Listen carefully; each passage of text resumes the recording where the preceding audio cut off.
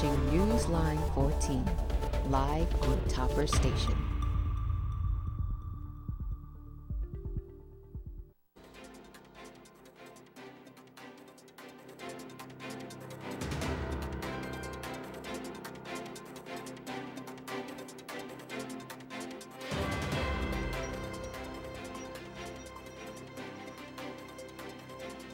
I'm Sean McClurg.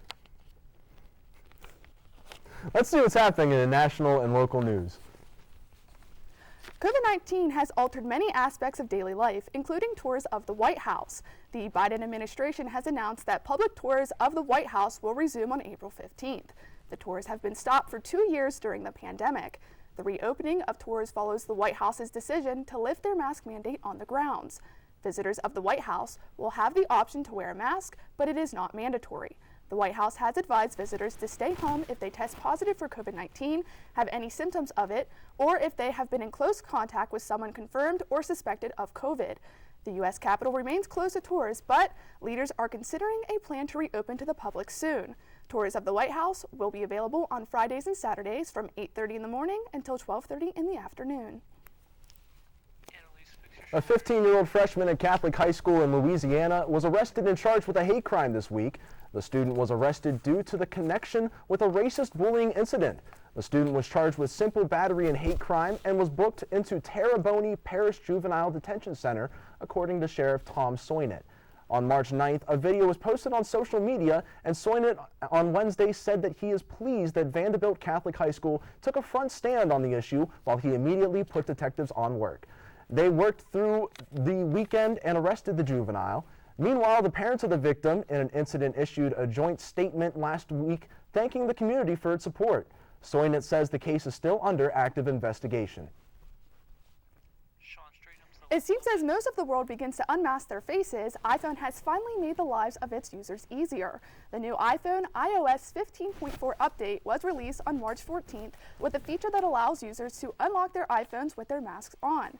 Wearing a mask and trying to unlock an iPhone caused frustrations among many users. Many had to either type in their passcode or pull down their mask. Users who have access to this feature will be prompted with an option to go through the usual process of scanning their faces with and without the mask. If you have an iPhone capable of this feature, be sure to go to your settings and get your masked Face ID set up. A suspect is facing drug charges after a high-speed chase with the Wheeling police. The suspect, Christopher Ott, was said to be trafficking large amounts of drugs. Ott was chased on I-70 where he went 85 miles per hour through a construction zone and then proceeded to run 2 red lights. Ott went into a Wheeling parking garage in an attempt to flee, but after being surrounded by the police, Ott was seen jumping off the top of the garage. Although in serious critical condition, Ott survived and is now facing felonies of possession of a controlled substance with intent to deliver and fleeing the police. A Weirton resident is facing numerous charges after a single vehicle crash. 42-year-old Christopher Tomaselli crashed into a business at the intersection of Main Street and Marlin Heights Road in Weirton, West Virginia. Tomaselli is facing charges of a second offense DUI, driving with a suspended license, possession of a controlled substance, possession of a drug abuse instrument, and no proof of insurance.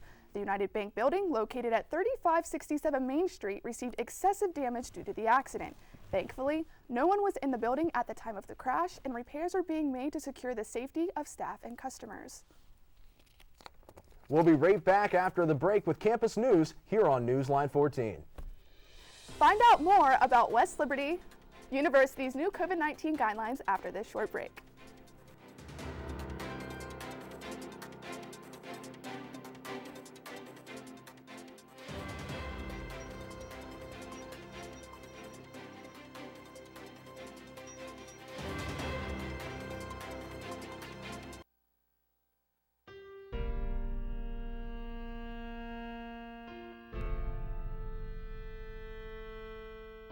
Sources of stress are everywhere.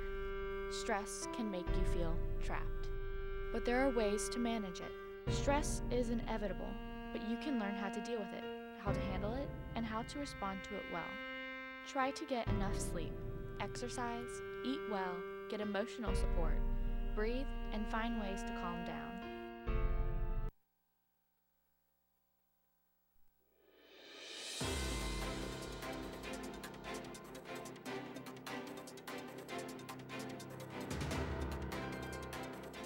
Welcome back to this edition of Newsline 14. I'm Annalise Murphy. And I'm Sean McClurg. Let's see what's happening here on the Hilltop. West Liberty University announced last week that campus will become mask optional. The mask options started on Monday, March 21st and are no longer required to be worn indoors on WLU's main campus or at the Highland Center. WLU President Dr. W. Franklin Evans said, "Our COVID-19 task force presented this recommendation to the cabinet based on the fact that it is a reasonable and safe decision to drop the mask requirement due to current CDC and state of West Virginia guidelines. Those who wish to continue to wear a mask for safety are welcome to do so. Professors may request students to wear masks as a safety precaution in the classroom. Students in majors such as dental hygiene, laboratory science, nursing, physician assistant studies, and WLU speech and behavioral health clinics must still follow the mask rule in their program. WLU will continue to monitor COVID-19 cases." West Liberty University's Greek Pan-Hellenic Council wrapped up Women's History Month with a week dedicated to women. Beginning on Monday, March 14th, WLU's Pan-Hellenic Council began the week with an event hosted by Beta Rho Epsilon and Delta Theta Kappa, local sororities on campus. The two sororities began the week by leading everyone in yoga and Zumba exercises. Day 2 of the week featured the women of Lambda Psi Sigma and a bracelet making activity in the Student Union. Chi Omega hosted their Women's Relaxation Spa event on Day 3. They celebrated women by hosting an empowering program led by Mary Kay consultant Malia Wood. Women gathered in the alumni room for relaxing face masks with the women of Greek life. Alpha Z's Delta, a national sorority on campus, took over Day 4 with a Words of Affirmation event. The week-long event ended on Friday with a Greek life bonfire to celebrate Women's Empowerment Week. To support the Pan-Hellenic Council and Greek life women, participate in their Yeti Cooler and raffle basket giveaway. Last Thursday, March 17th, West Liberty University's Office of Campus Ministries and Office of Diversity, Equity, and Inclusion held a Peace for Ukraine visual.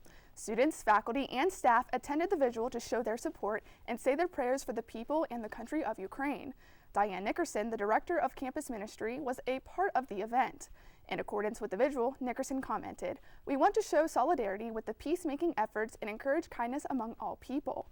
Haley Lewis, a music major, sang a rendition of Lord of All Hopefulness. There was also a candlelit ceremony and a moment of silence. Dr. Monica Cossey, interim special assistant to the president of Diversity, Equity, Inclusion, and Strategic Initiatives, led a closing reflection of the visual.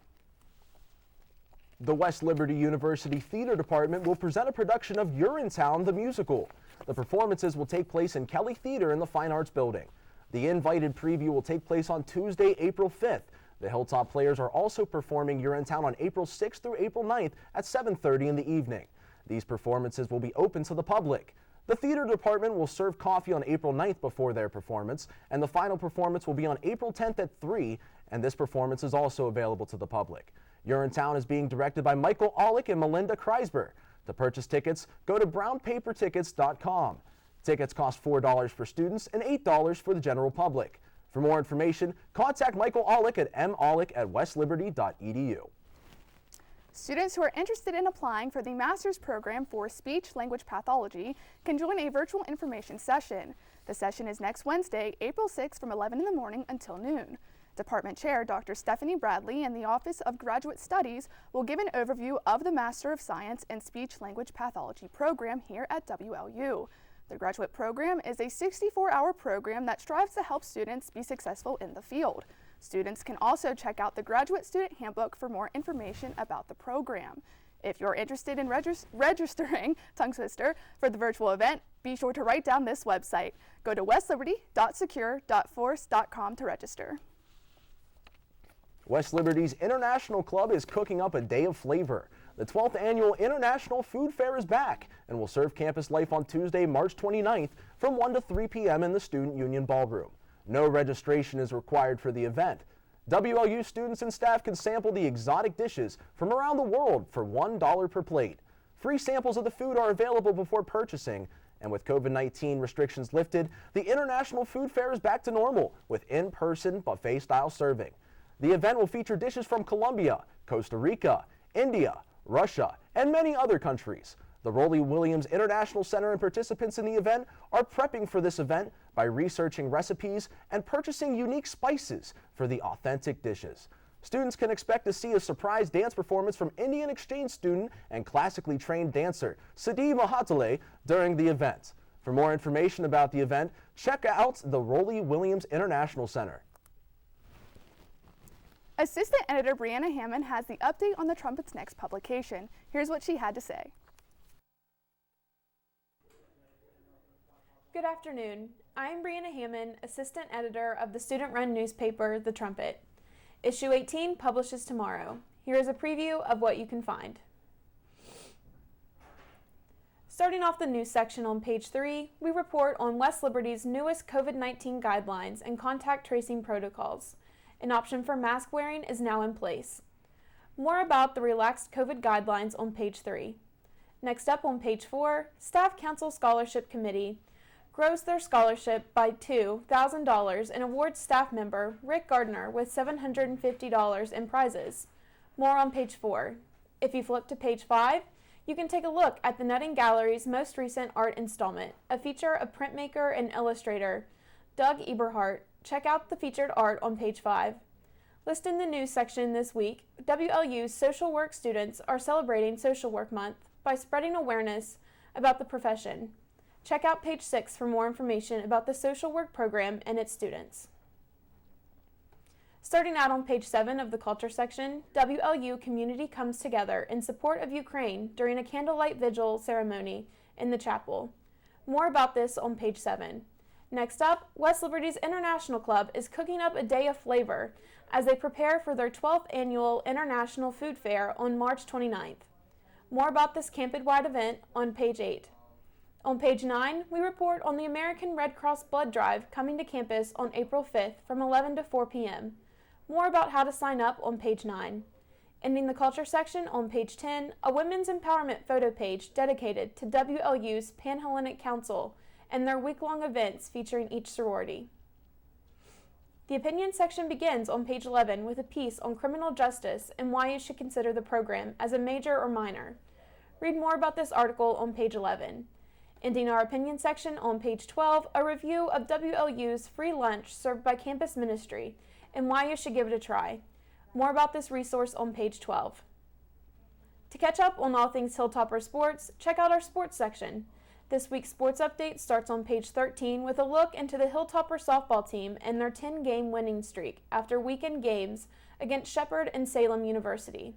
More about the successful start to their season on page 13. On page 14, WLU's acrobatics and tumbling team gear up for next matches after sad defeats against King and Gannon University. More about upcoming acro and tumbling matches to come on page 14. Next up on page 15, a Hilltopper spotlight dedicated to senior baseball outfielder Ross Salvatore. Read more about Salvatore's time as an athlete on campus on page 15. Ending the sports section this week, WLU baseball team scores first win of the season with 2-0 against Glenville State College. Read more about the big win on page 16. That concludes the Trumpet's updates for this week. To read The Trumpet, issue 18, visit thetrumpetwlu.org. See you next Wednesday for more updates. I am Brianna Hammond, reporting for Newsline 14 on Topper Station. We'll be right back after this break. Coming up next is West Lib Sports Update. Find out more about West Liberty's men's track and field, how they start their season, and find out more about how the softball team dominates this week.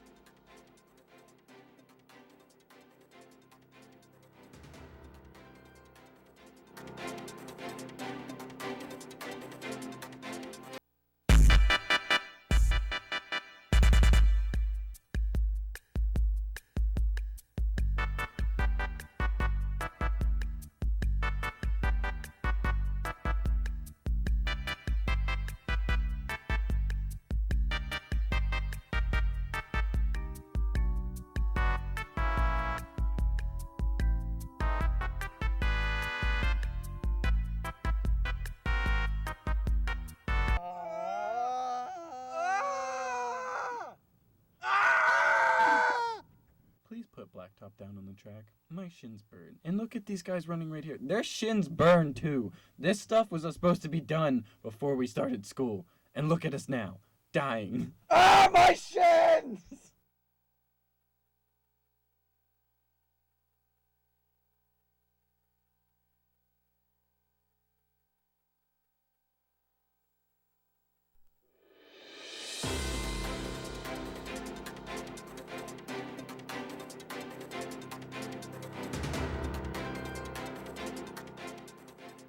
Welcome back to this edition of Newsline 14. I'm Anya Ritz.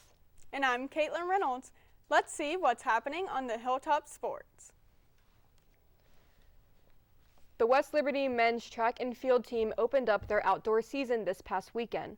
The Charlotte 49er Classic in North Carolina and the Stan Romanowski Open, hosted by West Virginia University in Morgantown, were the meets participated in for the spring season debut.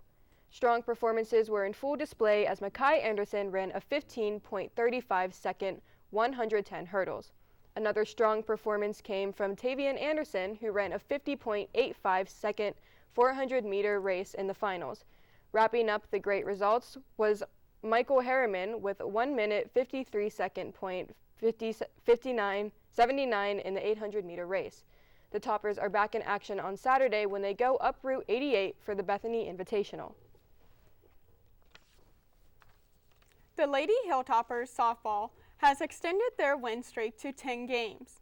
After sweeping Salem University, which included a no-hitter, the Lady Hilltoppers started conference play against Alderson Broaddus and Notre Dame College. To continue the weekend sweep, pitchers Annie Patterson and Mackenzie Amend combined for another no-hitter in Game 1 against A and B, and 3 Hilltoppers hit home runs.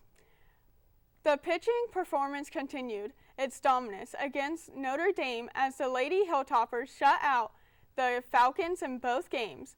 Annie Patterson put a stamp on her big weekend with a 3 RBI game, including a 2-home-run homer and weekend final. The Lady Hilltoppers look to stay hot as they head to play West Virginia State in Charleston this upcoming weekend.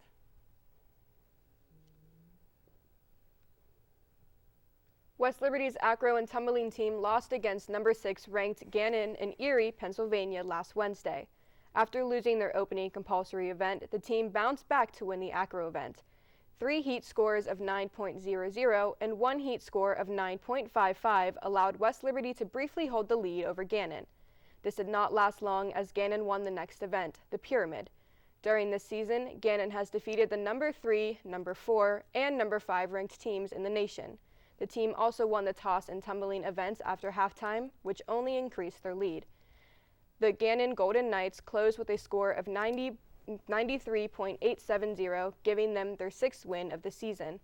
West Liberty will compete again on Saturday, March 27th at Fairmont to take on the MEC champion, Fairmont State. Evelina Martillo-Sion wins the Mountain East Conference Women's Tennis Player of the Week.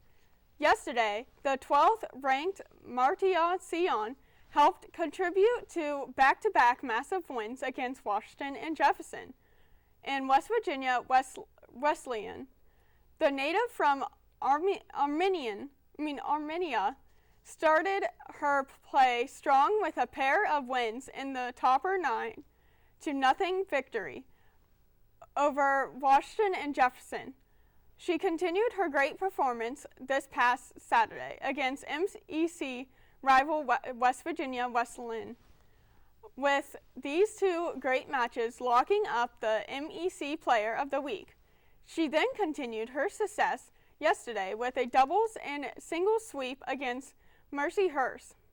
Martillo-Sion and the Lady Hilltoppers hope to continue their 4-match winning streak this Saturday with a noon match at NCAA Division III powerhouse Carnegie Mellon. The Pittsburgh Steelers have been signing many new players, but also losing a few key players from free agency. Rumors circulated of who the Steelers were trying to get to be their next starting quarterback. The team ultimately signed Mitchell Trubisky with a 2-year, $14 million contract. They also toughened up their defense with signing former Jaguars defensive end Miles Jack. General Manager Kevin Colbert also fixed the glaring hole, the offensive line, while signing 3 different offensive linemen. However, wide receiver Juju Smith-Schuster was signed to the Kansas City Chiefs, and wide receiver James Washington was signed by the Dallas Cowboys. In many projections, the Pittsburgh Steelers are slated to pick up Malik Willis of Liberty University during round 1 in the NFL draft. Be sure to keep your eyes open for more signings in the coming weeks leading up to the NFL draft from April 28th to the 30th. As the NBA regular season winds down, teams are competing for the top 10 spots in their conference for a shot at this year's NBA playoffs. Both the Phoenix Suns and the Miami Heat have clinched the playoffs in their respective conferences, with Phoenix holding a 9-game lead ahead of the second-place Memphis Grizzlies. Meanwhile, in the Eastern Conference, the top 10 teams are only separated by 12 games. In the MVP race, the big men are dominating, as the top 3 players competing for this year's most valuable players are either power forwards or centers. Denver's Nuggets center Nikola Jokic leads the MVP race, as he is top 10 in the league in points per game, rebounds per game, and assists per game. The NBA regular season wraps up on Sunday, April 10th. Newsline 14 will return shortly after this break. Your weather update is coming up next.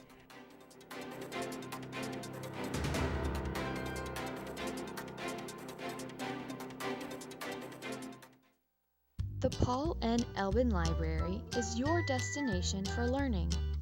Featuring over 200,000 items in print, audio, and video formats. Students have access to search for books of all kinds.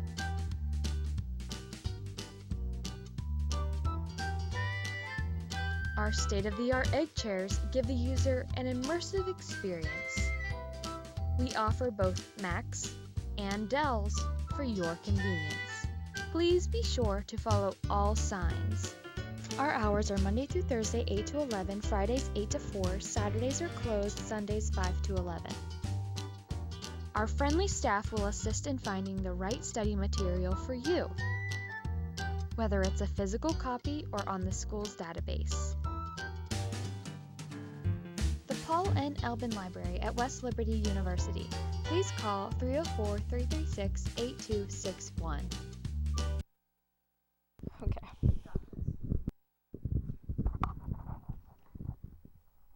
Welcome back to Newsline 14. I am Siddhi Mahatole and this is your weather update on Newsline 14. We are having a cloudy day here at West Liberty, sitting at 66 degrees with couple of showers and chance of rain. We even have a nice breeze with 6-mile-per-hour winds to the south. It will fall all the way down to 47 degrees with more clouds rolling in towards the evening. Tonight is going to be mostly cloudy with a 41% probability of thunderstorms and rain. Now let's take a look at the weather across the country. Starting off in Los Angeles, they are enjoying some beautiful hot weather with 89 degrees and mostly sunny skies. Down in Arizona, it's a little cooler but still hot with 80 degrees temperature. Moving up to Chicago, we have clouds and few rain showers with 59-degree temperatures. Moving over to New York City, it is also cloudy with 49-degree weather. All the way down in Tampa, people are enjoying 88 degrees of hot weather with mostly cloudy skies. Finally, in Ohio Valley, we are sitting at a 69 degrees of temperature with a possibility of thunderstorm. We'll be right back. The 5-day forecast is coming up next. Keep praying for the warmer temperatures to stick around.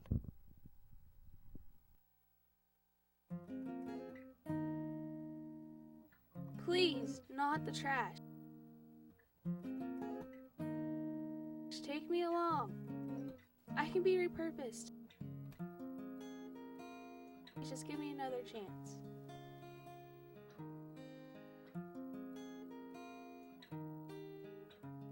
It takes more than one person to make a big difference, but one person can make a difference.